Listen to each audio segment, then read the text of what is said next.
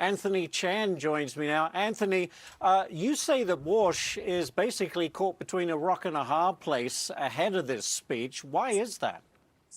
Well, actually, the reason for that is quite simple, and that is that at this time, the financial markets are nervous and they want more information, and he wants to give more information. But at the same time, he doesn't want to spoon feed the financial markets.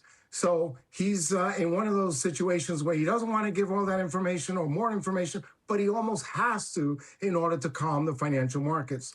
Secondly, Ashley, he also has another dilemma, and that is that we have a Treasury secretary that has good intentions, wants to lower long-term interest rates. Who doesn't want lower long-term interest rates? But when he does that, he's basically taking over some of the role of the Federal Reserve. And remember that if you buy bonds at the long end, you have to then sell bonds at the short end, and that pushes short-term interest rates higher. And in order for Kevin Warsh, the Fed chair, to offset that, he would have to intervene even more aggressively. And we've already heard time and time again that this is a Fed chair that does not want to put his thumb on the scale, wants financial markets to give us the information and not influence them. Yes. So he is caught between a rock and a hard place. Very interesting. Next one for you, Anthony. The Cleveland Federal Reserve president has a pretty poor outlook on inflation through next year. I want you to listen to this. Well, I look at a variety of data when I'm seeing that. Right now, my forecast is that inflation is going to end this year around 3%. And I think we're not going to make significant progress next year. I think we'll get to maybe mid-twos at best. It's not very optimistic, but do you think she's right, Anthony? And is the Fed's 2% target really realistic? I think the Fed's 2% target is realistic, but only from a longer-term perspective.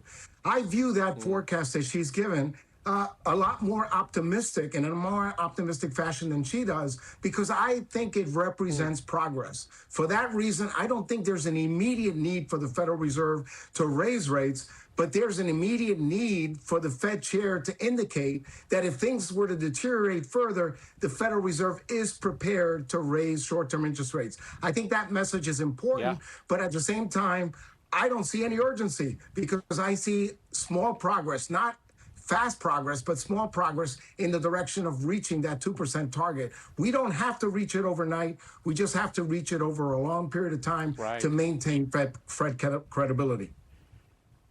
I got 30 seconds, Anthony. I want to get to this. I want to ask you if AI investments are basically keeping the global economy afloat right now.